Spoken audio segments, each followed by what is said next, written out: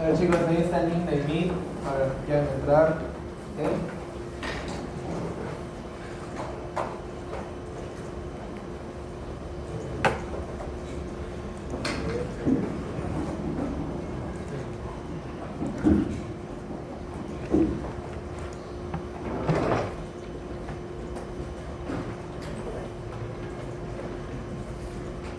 En el Classroom se ha actualizado el material. Ahora también descarguen, son 4 archivos, es el CSV con la data y son 3 archivos de R que se llaman SBAR1, SBAR2 y SBAR4.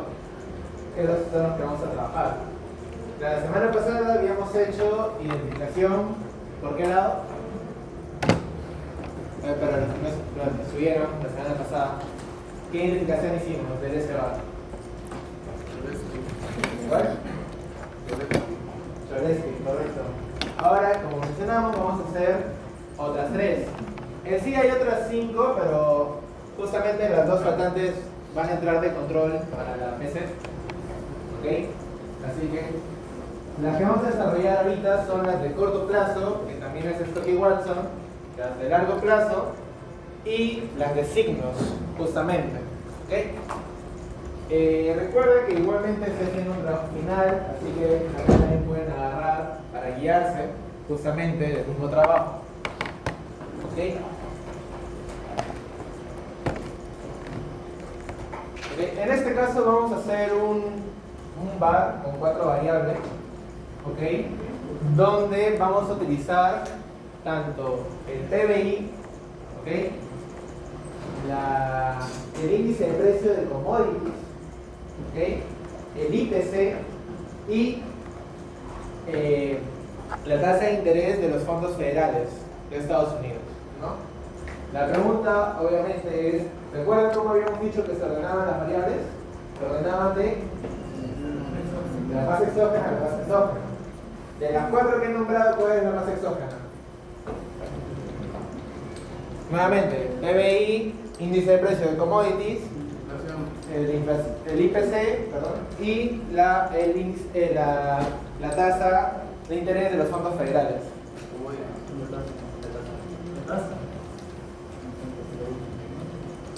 Okay. Sí, precisamente, o sea, la tasa en este caso nos va a servir a nosotros de política monetaria. Okay. Justamente esta tiene que influir sobre las otras variables según como vamos a desarrollar el modelo. Por lo tanto, esa es la que más influye sobre las demás. Okay. Y viceversa, no es la que es más influida. ¿Okay? ¿Por qué? Porque nosotros cuando hacemos econometría, recuerden que es lo mismo que yo te diga que, no sé, A más B es igual a C, entonces B es igual a C menos A, ¿no? De la misma lógica, si es la que más influye, también es la más influida, ¿no? Si lo vemos desde la otra perspectiva. Porque recuerden que estamos tanto en corto como en largo plazo, ¿ok? Entonces, el orden de nuestras variables va a ser primero PBI, ¿ok? Vamos a hacerlo así. Va a ser PBI, o bueno, GDP, ¿no? En inglés. De segundo va a ir los commodities, ¿ok? De tercero va a ir el IPC. Y por último va a ir la tasa de interés, ¿ok? Interés de los fondos federales. Ese va a ser nuestro modelo, ¿ok? Entonces, en base a ello, bueno, asumo que ya han descargado la data también, entonces vamos a ir con ello. Entonces, A ver, un ratito y yo lo voy a cargar todavía.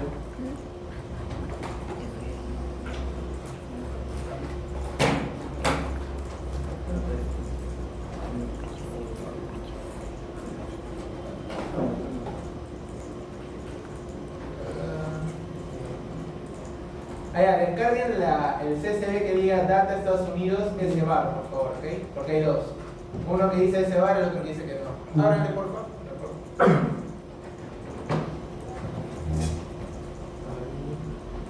Y a todos los que son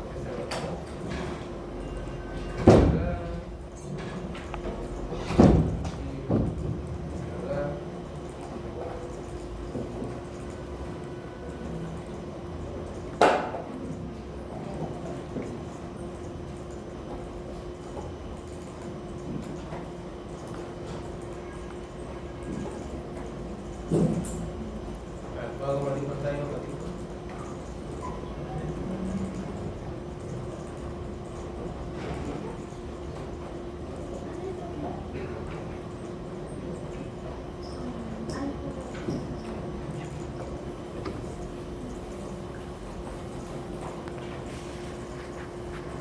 Ya, entonces vamos a abrir el primero, que es ese bar 1, ¿okay? Justamente el de corto plazo que como mencioné diciendo Stock y Watson, en su paper que está anexado en el plano.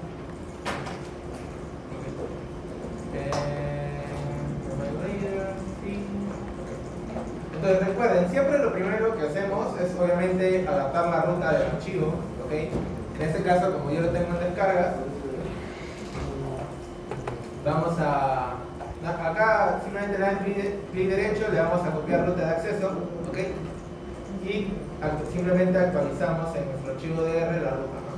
Venimos acá y actualizamos la ruta.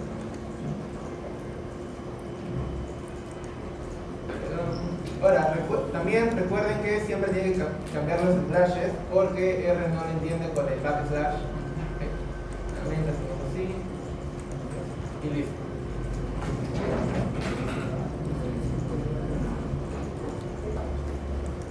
Ya.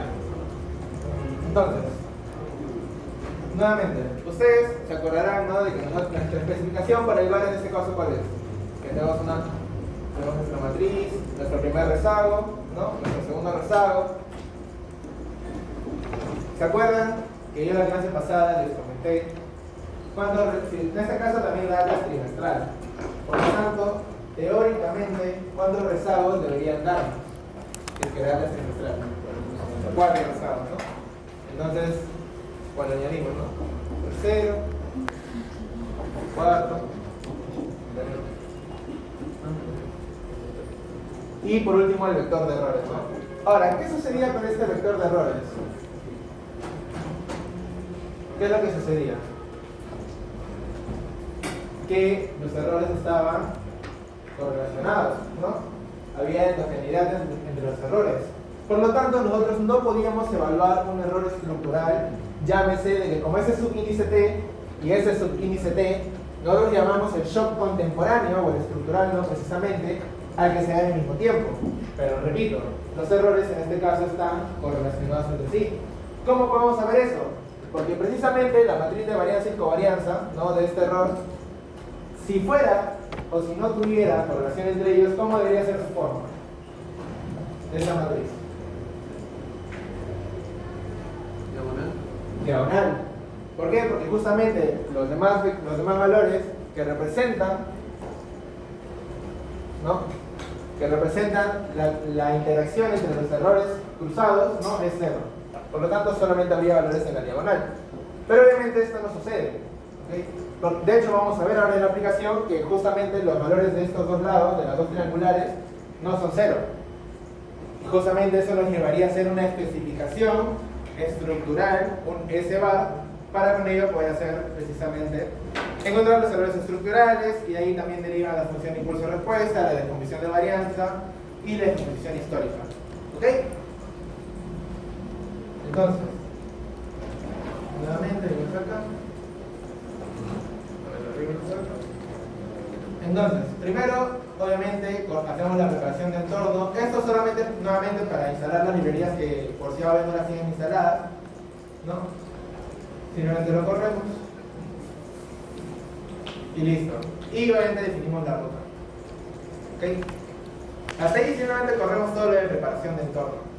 Ahora, vamos a correr nuevamente la base de datos, que como mencioné está en un CSV, por eso usamos CSV, y lo vamos a volver una serie de tiempo, ¿ok? Ahora, ¿qué sucede? Como verán en su código, ¿ok? Y acá también lo voy a hacer más grande. Nosotros al definir la serie temporal, bueno, en este caso les adelanto, estamos viendo desde 1960 hasta el Q1, ¿no? Hasta el Q4 de los 2000, ¿ok?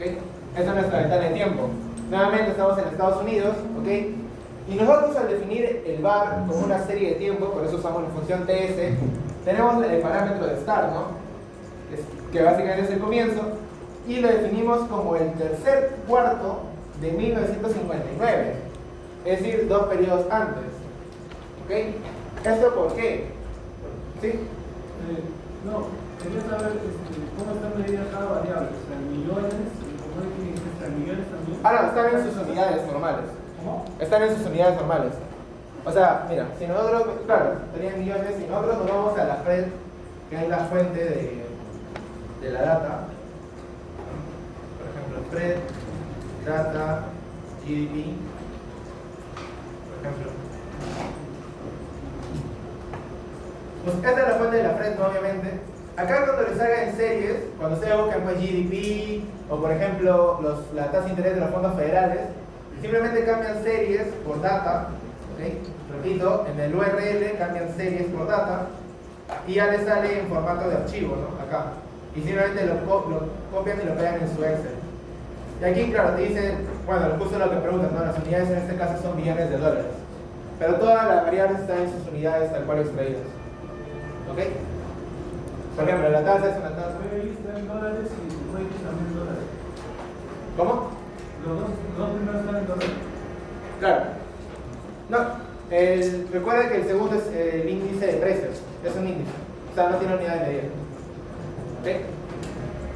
Bueno, de hecho los dos son índice de precios y el último es una tasa, solo porcentual. ¿Ok? Ya, lo que decía es que esta es nuestra ventana de análisis. Pero la pregunta acá es, claro, ¿por qué estamos corriendo entonces desde 2 trimestres anteriores? Y justamente es por lo que vamos a diferenciar la serie. ¿Ok? ¿Por qué se diferencia una serie? Para empezar. Para que se vuelva estacionaria. ¿Y cómo yo detecto que la serie no es estacionaria? Con la raíz unitaria, correcto. Entonces, obviamente si no se cumple lo de raíz unitaria, nosotros tendríamos que hacer una diferenciación. Y si nuevamente no es, se vuelve a diferenciar. Y por teoría las series macro siempre, generalmente, solo necesitan hasta 2 diferenciaciones, ¿no? Para poder ser utilizadas, ¿no? Entonces, solamente corremos una serie, vamos a visualizar la data, ¿no? A ver, permítanme. Y ahí como podemos ver, nuevamente, este es simplemente el Excel que hemos cargado, ¿no? Tenemos el PBI, el índice de precios de los commodities, el índice de precios al consumidor, ¿no? Y la tasa de fondos federales, ¿no? Las 4 variables. Si nosotros damos un plot, ¿no? Precisamente como mencionamos, y le damos nuevamente zoom, ya. Obviamente, justo como menciono, no está en escala, porque acá llega a 10.000 y encima está en billones. Bueno, aunque ya está en escala de billones, pero igual llega a 10.000. Y esa, como es una tasa, solamente va de 0 a 20, pues, ¿no? Por lo tanto, justamente vamos a hacer las diferenciaciones, ¿no? Precisamente para que todas las series sean estacionarias, porque como son tendencias, ¿no? Se van a dar eso. Entonces, acá está la forma de hacer las diferenciaciones, simplemente es con la función diff, ¿ok? Y en este caso, para las 3 variables, tanto para el PBI, como para el índice de precios de commodities, como para la tasa, en este caso, si nosotros diferenciamos el IPC, precisamente nos da la tasa de inflación, ¿correcto? ¿Ok? Por la definición de la inflación, la variación del índice de precios al consumidor. Entonces, por eso es que le ponemos P-rate, ¿ok?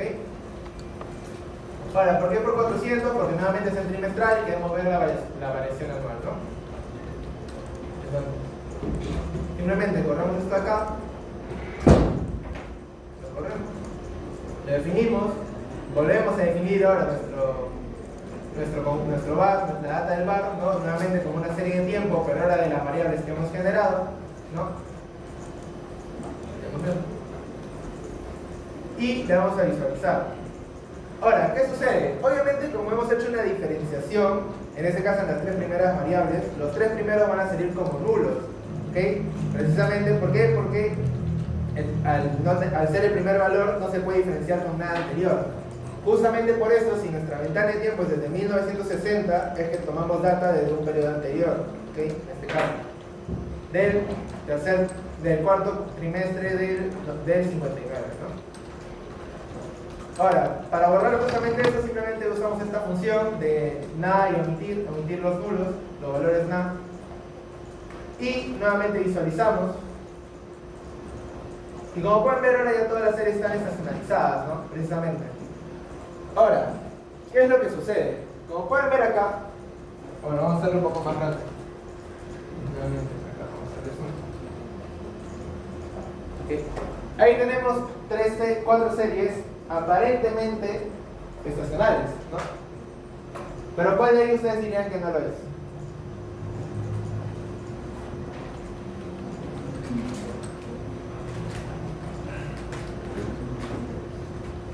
A ver, para empezar, ¿qué es para que sea estacionario? Que revierta la media, ¿no? Es decir, que tenga una línea que para rebotando, ¿no? La primera sí, ¿no? La segunda, bueno, el promedio, ¿por qué estará por acá? Más o menos. Entonces, si bien tiene picos altos, también tiene picos por debajo. Lo mismo con esta de acá. Pero aquí, precisamente, ¿qué es lo que se ve? Se ve el alza, ¿no? Que al parecer no revierte. Es decir, es como que tiene un pico y vuelve a bajar. Esta justamente es la tasa de interés de los fondos federales. Y nuevamente, como hablamos en la clase pasada, ustedes saben que estos modelos tienen que ir alineados a la teoría o a los contextos históricos, porque precisamente para eso sirven las DAMIs, ¿no? Ustedes también pueden usar una DAMI del PBI entre 2019 y 2021 para modelar ese proceso o para poder medir el impacto del COVID, ¿no? Entonces, en este caso, nuevamente, ¿qué fue lo que sucedió en ese periodo en Estados Unidos con la tasa de interés? Que también lo hablamos en la clase pasada. Conmigo, ¿no? Fue el periodo de qué presidente? De Volcker, ¿no? Que él, por sus políticas que tenía en ese momento, alzó las tasas de interés, ¿correcto? Nosotros este modelo lo habíamos visto con inflación y desempleo y la tasa, y ahí nos habíamos dado cuenta que había un periodo de estanflación, donde tanto había desempleo y tanto había inflación. ¿Sí? Pero en este caso no estamos tomando desempleo, en su efecto no estamos usando la diferenciación del PBI para modelar ese shock, ¿no? Pero bueno, volviendo a la idea, en teoría esto de acá no debería pasar, ¿no? El test de raíz unitaria. Entonces, eso es lo que vamos a corroborar justamente ahora, porque es el segundo paso después de tener toda tu data cargada, ¿no? Ahora, ¿qué test utilizamos? Utilizamos el test de Dickey-Fuller, no aumentado, que se hace con la librería UR, ¿no? De Unit Row o de raíz unitaria, el test de Dickey-Fuller, y nuevamente acá utilizamos el type de drift, porque recuerden que solamente tenemos el drift, no tenemos tendencia, porque ya en teoría se le hemos quitado, y nuestro seleccionador de resultados es el big, porque recuerden que la KIT siempre sobreestima, ¿no? En este caso. Entonces, simplemente vamos a bajar el gráfico, y acá en la consola, en su consola ustedes van a poder visualizar justamente los resúmenes de ese test. Entonces, corremos con control enter, y bueno, acá tienen todo el test, ¿no? Justamente desde que salen los michis, ¿no? El aumento y Fuller, toda la inferencia que hace, la fórmula que también ya la hemos visto, etc. Pero a nosotros solo nos importan cuáles valores. El estadístico, ¿no? El que se estima, que en este caso es menos 6, y el tau, ¿no? ¿En qué porcentaje? El 5%, que nos sale menos 2.88. ¿Y cuál era el criterio para saber si es que en efecto se debe o no diferenciar, o que si tiene o no tiene raíz unitaria?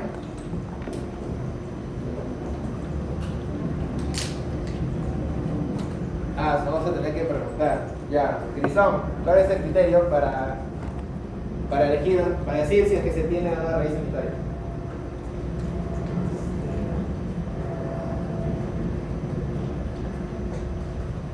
Reyes, vaya, ¿cuál es el criterio? ¿Tampoco? Ya, y si esa pregunta viene en la PC, sigue todo cero. ¿Cómo? Claro, que el estadístico en este caso sea menor al valor, claro. En este caso, como este es menos 6 y este es menos 2, el efecto obviamente es mucho menor, por lo tanto está bien. Ya, o sea, no necesita una diferenciación adicional, porque ya es estacionaria, ya vuelve a la media. De hecho, esta fue nuestra predicción, ¿no? En teoría, el único que no debería cumplir el test, ¿cuál era? La tasa de interés, ¿correcto? Entonces, la diferenciación del PBI, porque recuerden que esa es la diferenciación, sí pasa. Es decir, no necesita una segunda. Hacemos ahora lo mismo, pero con la tasa de interés, con la tasa de inflación, ¿no? Que bueno, la diferenciación del IPC. Y nuevamente, ¿no? Bueno, en este caso, sí lo cumple el 5%, ¿okay? Pero si se dan cuenta, el 1% no lo cumple, porque el 1% es menos 3.5. Y nuestro valor estadístico es menos 2.99. Es decir, si ustedes hacen su criterio con 1%, que le salga todo 1%, mis respetos, la verdad, claro, no les estaría saliendo si es que fueran tan estrictos que solo quedan un 1%, y ahí sí tendrían que hacer una diferenciación adicional. Pero bueno, como estamos en 5%, no nos preocupamos. Ahora, lo mismo con la diferenciación para el índice de precios, claro, de los commodities, ¿ok? Y acá nos sale. ¿Siempre vamos a considerar el 5%? Depende de ti, o sea, si tú en tu trabajo o en cualquier investigación tú consideras 5% en un test, tienes que considerarlo en todos, incluyendo la transformación de las bandas de confianza, ¿no? Ahora, en código sí puedes modificar las bandas de confianza para que también sean del 1%, pero en default te salen en 5%, ¿no? Pero igual lo puedes configurar para que te salga en 1%, pero o sea, si es uno en una parte, es en todo tu trabajo. Bueno, nuevamente en este caso no sale, ¿no? ¿Y qué sucede acá con la tasa de interés? A ver. Ya, con la tasa de interés justamente lo que pensamos, ¿no? En este caso, menos 2.67, menos 2.88. Es decir, es mayor al valor estadístico, por lo tanto sí se debería diferenciar según el criterio que estamos tomando, ¿no? Del 5%. Ahora, antes de avanzar, te paso otra pregunta teórica. ¿Por qué creen que estoy en mi modelo poniendo el índice de precios de los commodities? Porque ojo, recuerden que las variables que se ponen al final tienen que tener, no es que pongo por poner variables, tiene que haber una relación teóricamente de la economía, ¿no? ¿Por qué van los commodities? Recuerden que estamos en Estados Unidos entre 1960 y los 2000. Es porque ahí también fue la crisis de ¿qué? Y claro, la crisis del petróleo. ¿Okay? Entonces, justamente, ¿qué es lo que pasa? ¿Qué pasa cuando en tu modelo tú omites variables? O no consideras ciertas variables en tu modelo. Claro, el sesgo. Y también las capturas de término de error, ¿no? Entonces, en este caso, obviamente, nosotros sabemos que existe lo que se llama la inflación importada, ¿no? Y obviamente, si yo no incluyera la variable de los commodities, la inflación solamente sería explicada por sí misma, por las otras variables y por el error. Y no podría capturar ese porcentaje que explica justamente los commodities. ¿Ok? Y de hecho, ¿yo cómo puedo saber si es que realmente una variable influye sobre la otra? Que de hecho lo mostramos en la clase anterior. Con la función de descomposición de varianza. ¿Okay? ¿Por qué? Porque precisamente si hay un gran porcentaje que explica los commodities a la inflación, entonces mi hipótesis es correcta, ¿no? Entonces, bueno, acá ya hemos visto, ¿no? Que, bueno, precisamente la tasa de interés en este caso necesita una diferenciación adicional. Entonces acá en el punto 2.2 del código tienen la corrección. Hacemos la misma técnica de arriba, simplemente usamos la función diff de diferenciación. No lo ponemos en logaritmo porque es una tasa. Corremos esa parte y volvemos a construir nuevamente el bloque de la data como una serie temporal, ¿no? Nuevamente eliminamos, omitimos los valores nulos y podemos de hecho verlo en la gráfica, ¿no? Precisamente.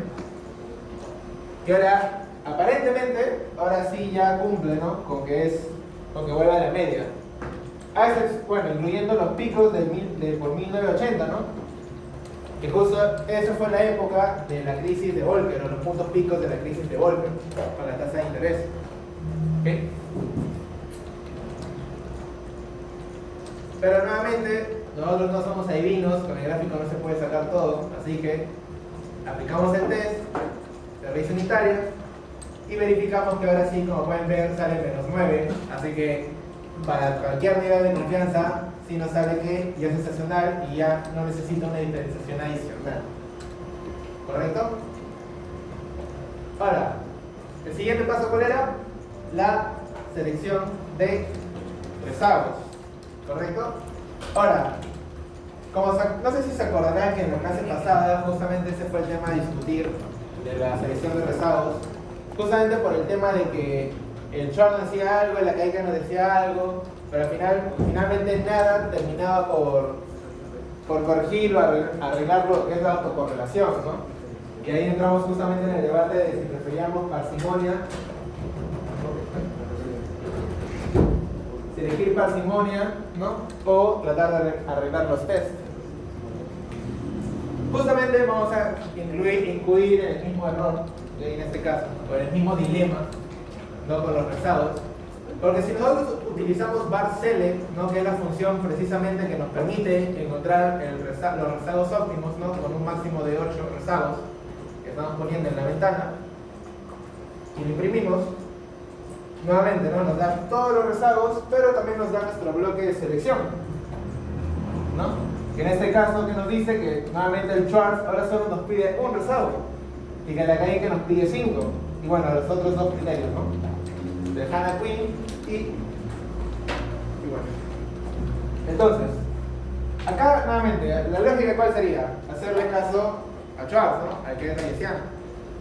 Pero si nosotros hiciéramos las pruebas, que bueno, de hecho ya las hice y ya las hicimos la clase pasada, por eso la vamos a obviar esta vez, nuevamente los problemas de correlación, los problemas de normalidad no se solucionan, ¿no? Entonces, ahí nuevamente nos apegamos más a la teoría y nosotros tampoco la idea es que pongan 50 rezagos, 30 rezagos y ahí sí, ya no tengo autocorrelación serial, ya tengo normalidad de mis errores. ¿Por qué? Porque justamente pierdes lo que es el criterio de la parsimonia, porque estás estimando demasiados rezagos, estás estimando demasiados parámetros para la ventana de tiempo que tienes. Y nuevamente la pregunta, ¿cuándo decíamos que un modelo dejaba de ser parsimonioso? ¿Cuál era la regla entre los rezagos y la ventana de tiempo? Perdón, entre los parámetros y la ventana de tiempo.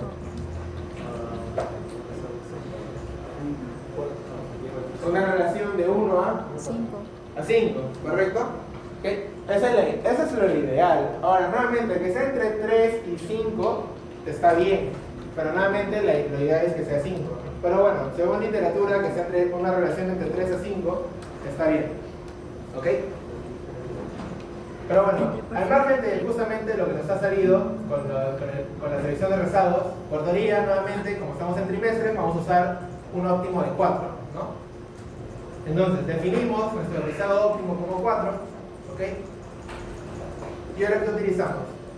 Ya, ahora, de aquí en adelante, ya empieza lo que es la estimación del var, ¿ok? Justamente.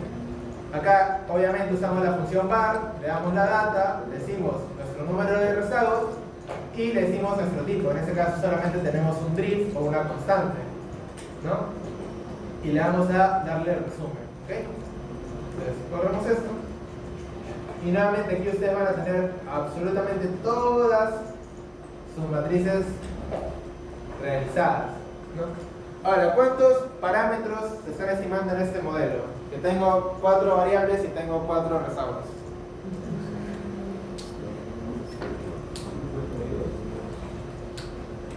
A ver, ¿de cuánta dimensión es phi? ¿No? Es phi. Es de 4 por 4. ¿No? ¿Por qué? Porque tengo 4 variables. ¿Ok? ¿Y esto por qué se multiplica? por el número de rezagos. ¿No? ¿Por qué? Porque de esto yo tengo 4 iguales. Entonces, ¿cómo era la fórmula? Era K al cuadrado por P más qué? Más K, ¿no? ¿Por qué K?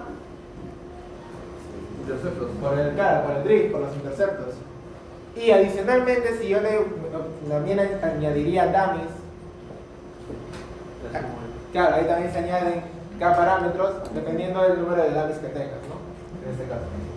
Pero bueno, con esta fórmula, ¿cuántos parámetros ustedes estiman acá? 68. Correcto. ¿Por qué? Porque tengo 4 por 4, 16, por 4 rezagos, 64, más los 4 del drift, 68. ¿Ok? Y justamente acá vas a tener toda la lista de todos los parámetros que has estimado. Todos los parámetros. ¿Ok?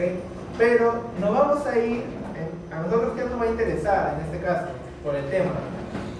Acá si se dan cuenta que están la matriz de covarianza y la matriz de correlación. ¿Qué habíamos dicho que era el criterio del por qué usamos un S-bar? De que esta matriz de acá, la de covarianzas, ¿qué sucede? No es diagonal. Y como pueden ver, en efecto, no es diagonal, porque no tiene triangulares ceros ni arriba ni abajo, ¿no? Por eso mismo es que se utiliza esta expresión del S-bar, ¿no? Que ya habíamos mencionado. Entonces, bueno, de igual manera acá se les deja, ¿no?, todos los tests que habíamos también hecho en la clase anterior, ¿no?, de autocorrelación, de normalidad, de heterocerasticidad. Y bueno, como mencionamos, y como vamos a ver ahorita que, bueno, si imprimimos, si ustedes visualizan, todos son menores a 0.05, pero excesivamente. Por lo tanto, obviamente en todos los tests sale el resultado negativo, ¿no? Es decir, no es lo que nos favorece a nosotros, o no es lo que les favorecería al modelo. Pero nuevamente, nosotros estamos priorizando la parsimonia del modelo, y lo que sí es el no indiscutible en sus estimaciones, en sus modelajes, es justamente el test de raíces unitarias. Es decir, que todas las raíces sean menores a 1. Eso sí es un, llamémosle un no negociable, ¿no?, como se dice ahora. Es un no negociable en el modelo. Entonces, haciendo ese test, acá precisamente, y nosotros imprimimos, el test se hace con roots, ¿no?, precisamente roots, y le das tu modelo estimado, y bueno, lo imprimimos. Como pueden ver, absolutamente todas, en este caso, nos salen menor a 1, lo cual, como menciono, es en este caso el no negociable de la estimación de modelo bar. ¿Ok? Hasta ahí, eso es un repaso, un review de lo que hemos visto en la clase anterior en cuanto a la estimación del modelo. De aquí en adelante ya viene la especificación por las formas, ¿ok?, de los modelos en este caso. Hasta ahí, ¿alguna pregunta, duda, consulta existencial?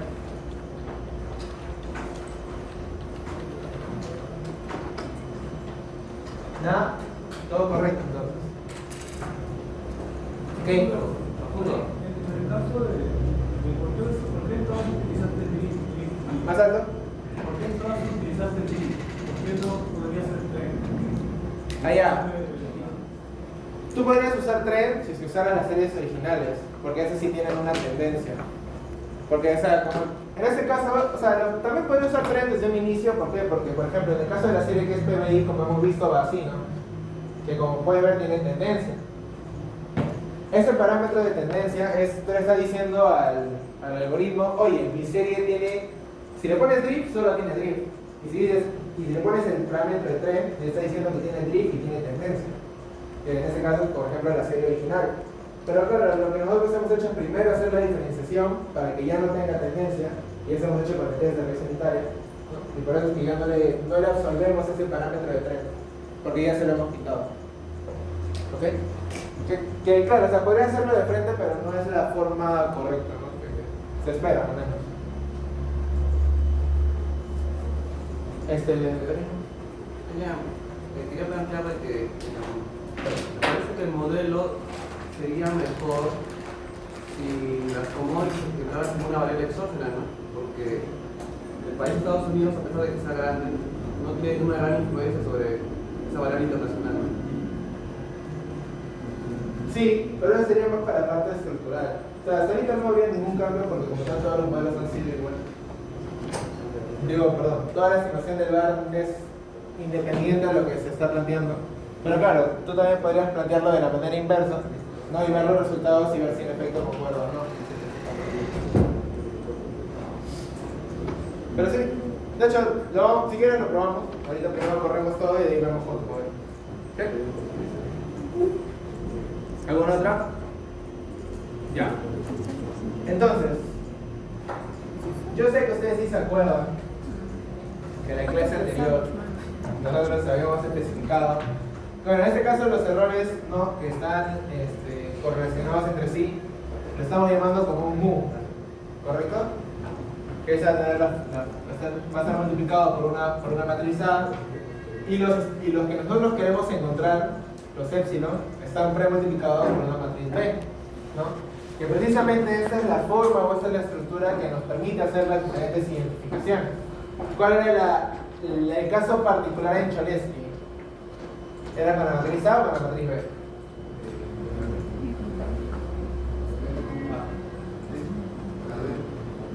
Claro, era con la matriz B, ¿no? La B, ¿qué es lo que hacíamos? La tomamos como una... Bueno, las habíamos tomado como una identidad al momento de estimación, ¿no? Pero finalmente, con la misma estimación, se va a terminar haciendo una matriz diagonal, ¿ok? Entonces, esta va a terminar siendo una diagonal. ¿Y qué hacíamos con la matriz A?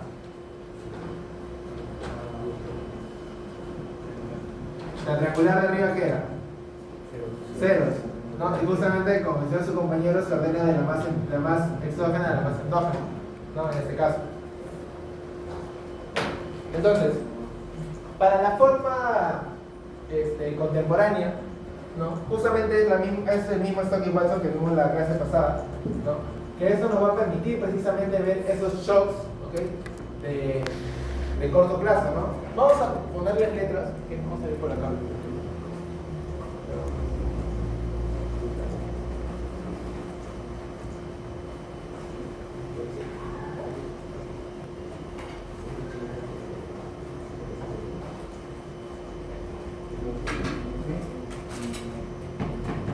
Estamos planteando de esta manera, ¿no? Tenemos aquí 1, 1, 1, 1, 0, 0, 0, 0, 0, 0, A, que sería fila 31, 41, 42,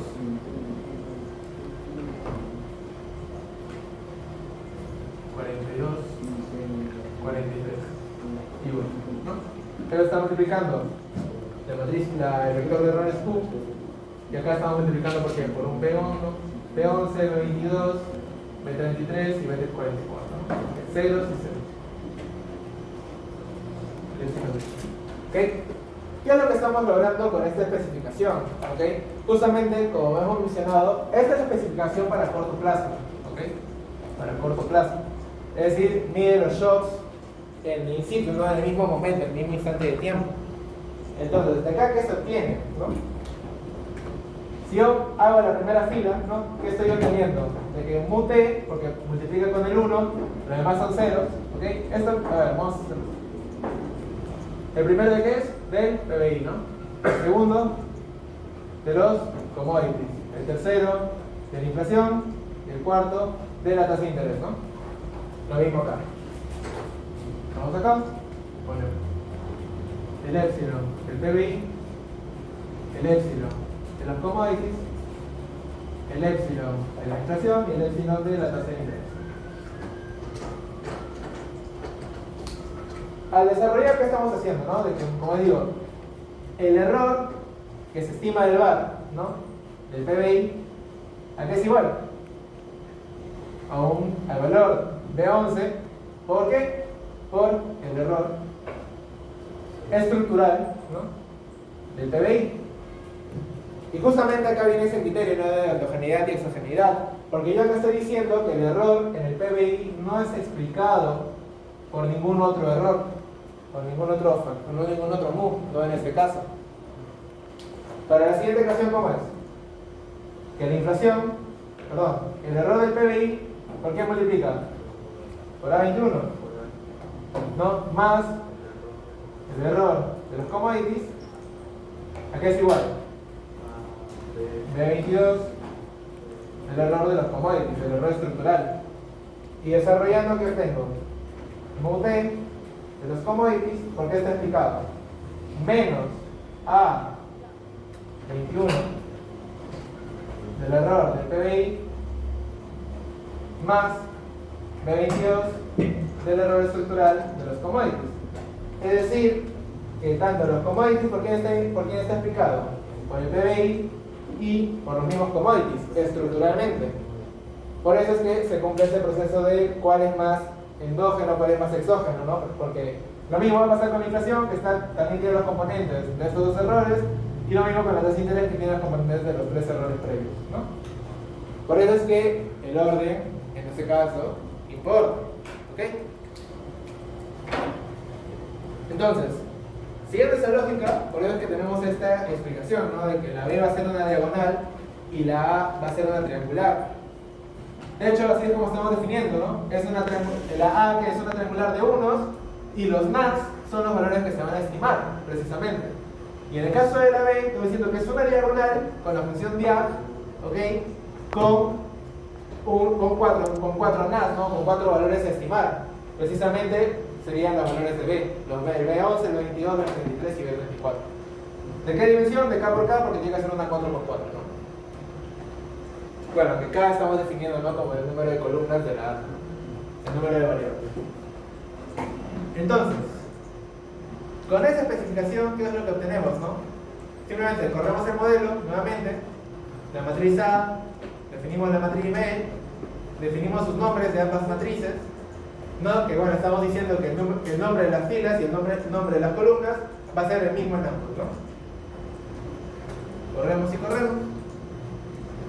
Y es acá donde estimamos el S-bar, precisamente con la función S-bar, donde nuevamente le damos la data, le damos el método, le damos la matriz A, la matriz B, le damos el número de iteraciones, que en este caso estamos definiendo como 10.000, ojalá la computadora aguante, y el criterio de convergencia, que como pueden ver es que la diferencia sea de 1 a la menos C por E a la menos 10. Que bueno, pueden ponerle que quieran al final de su investigación, pero con eso es más que suficiente, ¿no? Ahora, vamos a ver definir esto.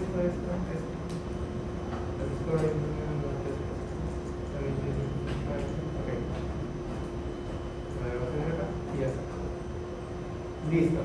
Y bueno, si corremos el resumen justamente del S-bar, ¿qué es lo que obtenemos?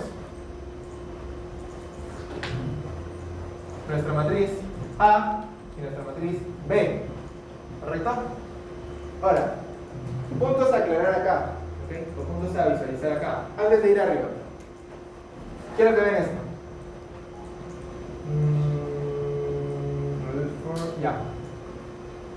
Acá en la B, ¿qué es lo que sucede? Como pueden ver, se quedan los ceros, ¿no? Y tenemos nuestra diagonal, ¿correcto? Ahora, ¿qué sucede en la matriz A? Tenemos acá arriba. Estos son los errores estándar, el rojito. ¿Ok?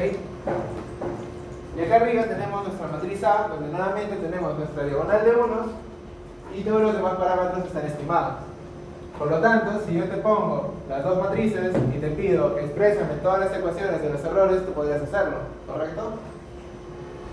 ¿Sí o no? Sí, ya. Dímelo. No, para confirmar, este caso no es Cholesky, no es verificación. O sea, es a corto plazo que sigue. O sea, lo que pasa es que Stokely-Watson, si esto lo tomáramos no como con valores, ¿no? Sino una diagonal de unos, ahí es Cholesky. O sea, sería el Cholesky puro, por así decirlo. Pero Stokely-Watson justamente se agarra de esa forma para decir, oye, pero ¿por qué tiene que ser unos? Podemos ponerle valores a los parámetros, ¿no? Que es B11, B22, etc. Y es así como nacen las de corto plazo. ¿Por qué? Porque si fuera uno, ¿qué sucede? Que en este caso, el error del PBI es igual al error estructural, ¿no? Es decir, son iguales contemporáneamente, ¿ok? Que eso es lo que busca Cholesky. Pero no es necesariamente así. Por eso es que se le ponen estos valores que estos van a definir justamente si impacta en corto plazo, porque es en el mismo periodo T, ¿no? Entonces, el error del modelo estimado es una fracción o una división, depende si es mayor o menor a 1, del error, precisamente, del error estructural, ¿correcto? Entonces, sería Cholesky si esa diagonal fuera 1, ¿no? En este caso son corto plazo porque eso nos permite absorber justamente ese impacto en corto plazo entre los errores. ¿Ok?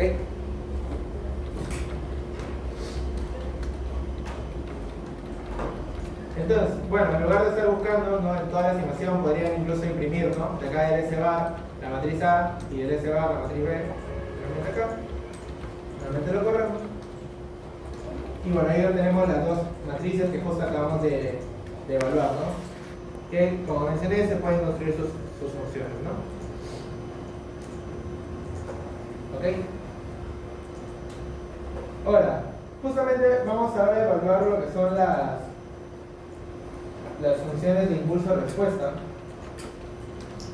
¿Ok? Pero bueno, antes de eso, a ver, vamos a jugar un ratito con los parámetros, ¿ok? Que eso también, nuevamente, se les puede poner las matrices y preguntarles. Vamos a hacerlo un poco más grande un ratito. Acá. Ya. A ver, en la matriz A, es la de acá, la matriz A. ¿Qué implicaría este menos 0.1225? Este valor, ¿dónde se presenta? Ese valor es el que está acá, ¿no? Está aquí, está aquí, bueno, está en la ecuación de los commodities, ¿no? Ahora, como pueden ver, siempre como pasa en negativo, está en negativo sería positivo, ¿no? Es decir, ese valor de ahí, en este caso, en expresar positivo, ¿qué sería? El impacto, ¿no? Estoy esperando a que me complementen. El impacto, ¿de qué cosa? Del PBI, ¿no? Justamente el error de los commodities. ¿Ok? Nuevamente, entonces, a ver, ya está claro. Entonces, este de acá.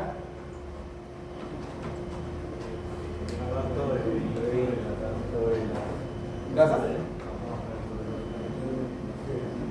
Claro, está bien. Entonces, PBI sobre la tasa de inflación. ¿Por qué permites que te haga dudar? Claro, si tú estás confiado, confía.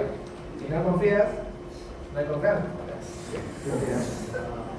Entonces, ¿qué es lo que obtenemos de ahí, no? Precisamente, pues, el crecimiento del PBI, porque recuerden que estamos midiendo el crecimiento del PBI, ¿no?, trimestralmente en este caso. Bueno, obviamente la primera ecuación solamente responde a su propio shock real, ¿no?, dado que no hay otra variable en la ecuación. Y en los otros, pues sí va impactando sucesivamente cada uno de los parámetros, ¿no? Ahora, la pregunta, obviamente acá que influye o que se espera, ¿no?, es de que si esos valores sí concuerdan con la teoría macro, ¿no?, al final. Y eso lo vamos a poder ver precisamente con las funciones de impulso-respuesta. Que bueno, vamos a minimizar acá un rato, por favor. Vamos a minimizar acá. Y bueno, justamente ese es el bloque 6 de la... ¿Ok? Que bueno, esta ecuación igual ya la habíamos visto la clase pasada.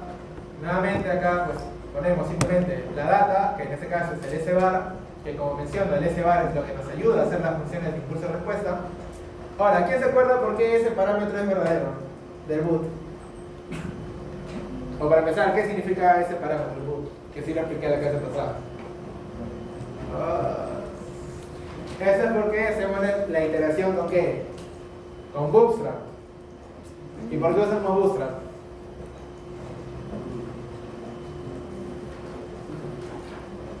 Miró, ¿por qué usamos Bootstrap? Mío, ¿por qué usamos Bootstrap? ¿Por qué? Porque en este caso que no sabían serían los tests de normalidad, de autocorrelación, de que no son normales. Entonces, bueno, en este caso, el test de normalidad de Jaque-Vera nos haría que no son normales. En este caso había tanto problema de simetría como de puntuosis. Por lo tanto, para justamente poder modelar este tipo de errores, ¿no?, este tipo de estimación de la normalidad, es que usamos Bootstrap. Por eso que le ponemos true. Por A o B, tu análisis de Jaque-Vera, si te sale que los errores son normales, le pones false nada más. ¿Por qué? Porque ya ven la necesidad de usar ese proceso de iteración. Y bueno, nuevamente las iteraciones 500 y, como preguntó su compañero Quimper Rodríguez, en este caso, si tú quisieras hacerlo con un 1% de confianza en tus tests, acá tu intervalo de confianza debería ser de 0.99.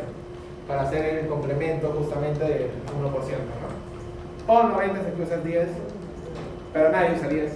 ¿Ok? Lo corremos, ¿no? Precisamente.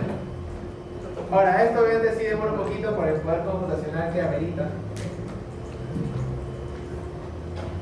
Y ahora simplemente utilizamos la función de plotear, ¿no? Para ver todos los gráficos, ¿no? En este caso, acá tenemos. ¿Qué es eso de ahí? ¿Cuál es el primero? ¿El show de qué? Del PBI, porque estos gráficos salen también en el mismo orden que ponemos las variables. Ese sería un show del PBI respecto a las demás variables. ¿Ok? Y bueno, de igual manera, en este caso, lo que estamos viendo es un shock real positivo, ¿ok? Que bueno, que genera, ¿no?, justamente el PBI sobre las demás variables. Ahora, si nosotros damos Enter en la consola, en la parte acá, te dice, si presionas Enter te puedes ver el siguiente gráfico, le das Enter. Y acá vas a ver nuevamente, bueno, ahora estás viendo el de los commodities sobre el resto de variables, ¿no? Entonces, como nuestro modelo, ¿cuál es su finalidad? Nuestro modelo, su finalidad es justamente ver el uso de la política monetaria, ¿okay? Justamente la tasa de interés de la Reserva Federal.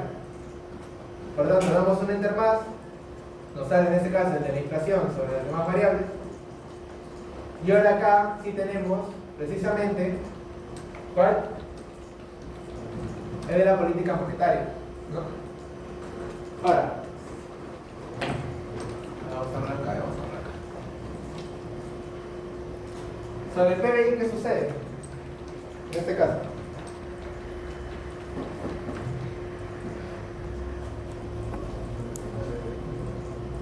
A ver, vamos a pedir a alguien que analice. Discúlpeme que no me sepa el nombre de todos.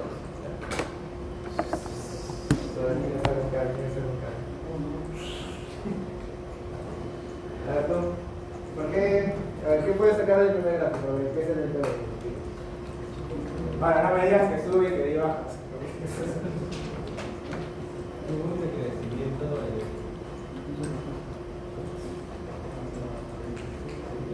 A ver, te digo, ¿en qué empieza? Claro, empieza en cero. A ver, chicos, empieza en cero. ¿Por qué empieza en cero?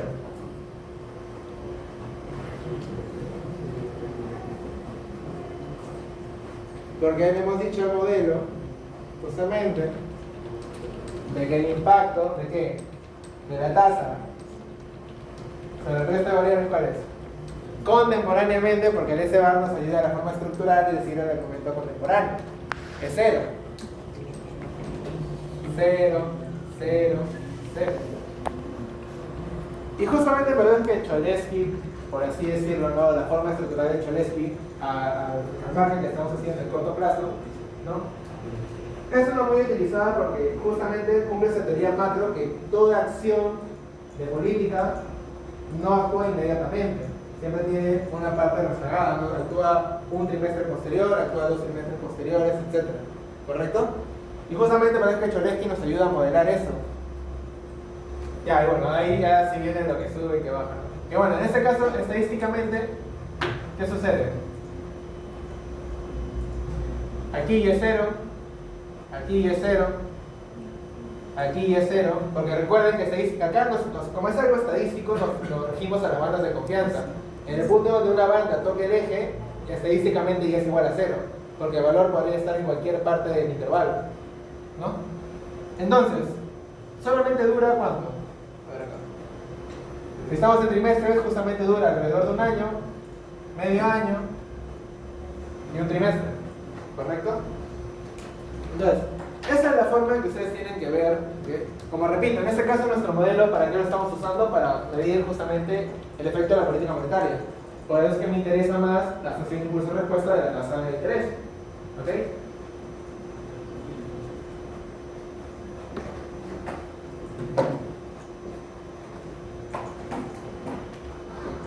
Ahora, bueno, por último ya justamente los últimos dos componentes que habíamos mencionado, que son la descomposición de varianza y la descomposición histórica. Que bueno, ya lo hemos visto en la clase pasada, detalle el código, así que solamente vamos a correrlo todo. para ver justamente el gráfico final. ¿Okay? Agarran todo el bloque 7 y cuando lo corren, lo dan control enter, ¿no? Aquí, para acá, voy a reducir un rato la página porque no me deja.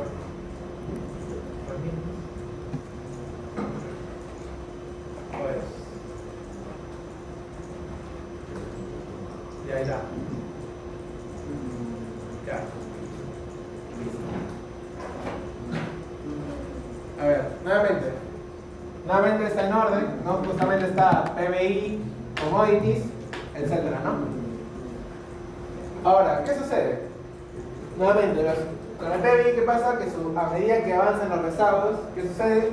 Aparecen las otras variables, pero se mantiene estable, ¿no? Cumpliendo con el criterio de ser la entería priori de masa exógena, ¿no? Que ahora vamos a probar la variable. ¿Qué sucede con la otra? Como puedo ver, se va achicando, tanto por la parte de arriba como por la parte de abajo. ¿Ok?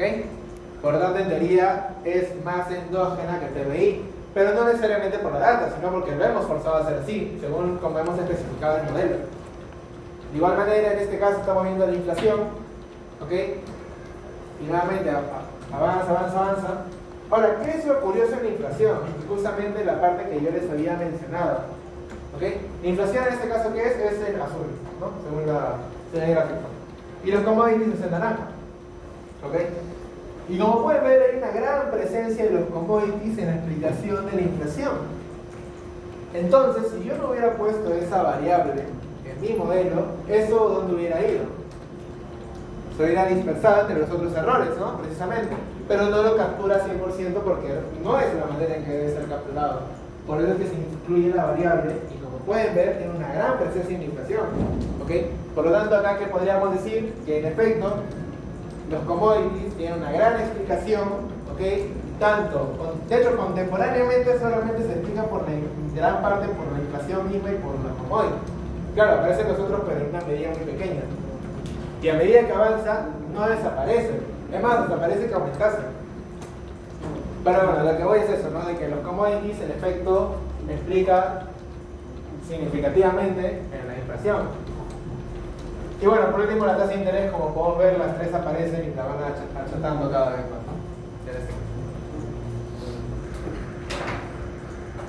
¿no? Y bueno, por último, la descomposición histórica, que nuevamente agarramos todo el bloque 8, ya que ya hemos visto el código, y le damos a correr.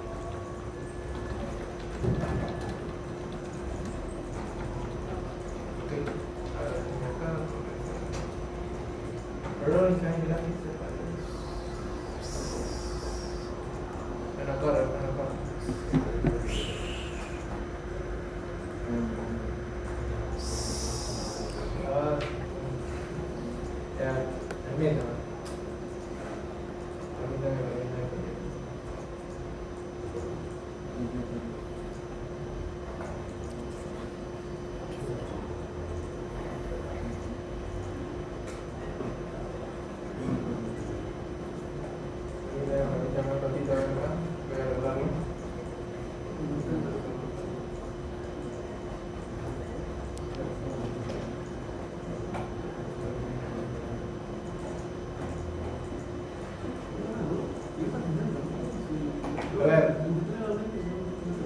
les debo la corrección del código, ¿ok? Pero se me hace raro que no esté aplicación. Pero si venimos acá, ¿ok? Ya, esta, por ejemplo, es el gráfico que va a salir, porque ya se me fue el nombre, el del delegado, me vas a acordar para pasarles el corregido, ¿ok? Como pueden ver, este es en el caso del PBI, que justamente conversa con el que habíamos mostrado en la convención de varianza. ¿Qué habíamos dicho? A ver, vamos a hacer el ejercicio, vamos a ver quién me lo puede interpretar. A ver,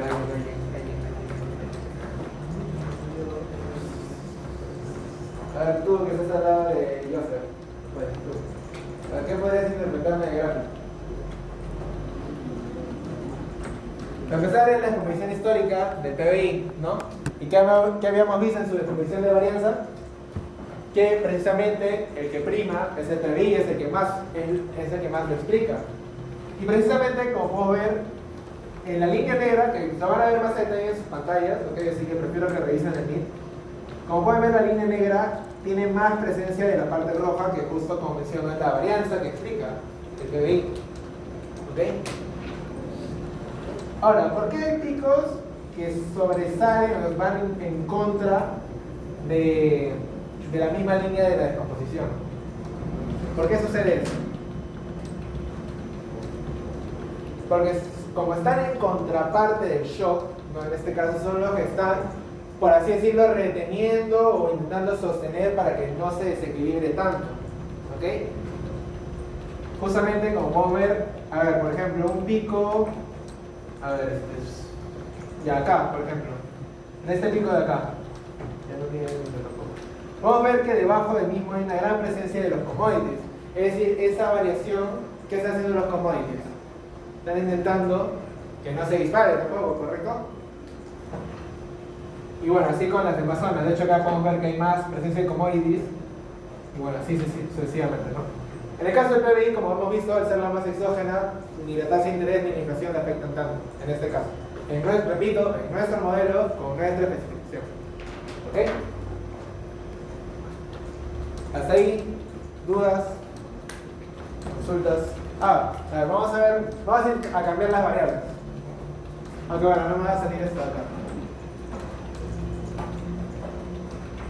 A ver, vamos a intentar cambiar las variables, el orden, ¿ok? A ver, vamos a ir acá.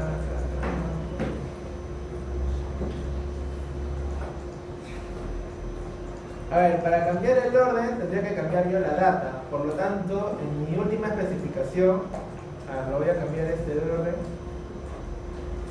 A ver, y ahí ya definí, edito, grafico, ya sí, ya ahora primero están los commodities, después el PBI. Bueno, los test, a ver, vamos a revisar los test. Los test, nuevamente el rezago, sale lo mismo, como menciono, en la parte del bar no hay tanto cambio. Claro, acá es ahora el tema de identificación. Vamos a cambiar nuevamente los nombres. Ahora primero serían los commodities, de ahí sería la inflación, el PBI. Acá cambiamos nuevamente el PBI con los commodities. Definimos la matriz A, definimos la matriz B, las filas, estimamos, limpiamos. A ver. Así de manera instantánea. Ya, esta es mi matriz A y esta es mi matriz B. En el caso de la diagonal, bueno, no, la diagonal no es tanto. Acá que estamos viendo, que en este caso el PBI, ¿qué sucede? Explica, ¿cuándo nos había salido acá? En el anterior. Ustedes que aún no tienen su computadora, porque me imagino que han seguido el código. ¿Cuándo salía en la matriz A? Estamos viendo lo que afecta, claro, ¿cómo se llama? Los commodities del PBI, en este caso. ¿Cuánto era? Fuerte, no escucho. A ver, ¿cuánto es? Menos 0.12. Entonces, ese era el impacto del PBI sobre el commodity, ¿no? Impactaba más, ¿no? En ese caso, ¿qué sucede? El commodity impacta en menor medida sobre el PBI, ¿no? Porque sale menos 0.06. Claro que va a pasar del lado positivo, ¿no? En este caso. Entonces, eso por un lado. Ahora vamos a ver bueno, seguimos con la descomposición de varianza, ¿no? Para ver justamente el tema de isogeneidad. A ver, esperen, tengo que cambiar acá los nombres. Esto de aquí. Voy a pasar acá.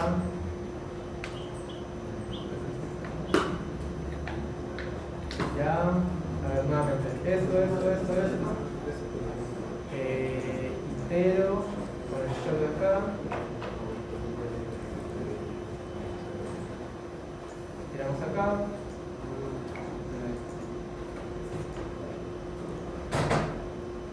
Y ahora hacemos el de acá. Resumamos.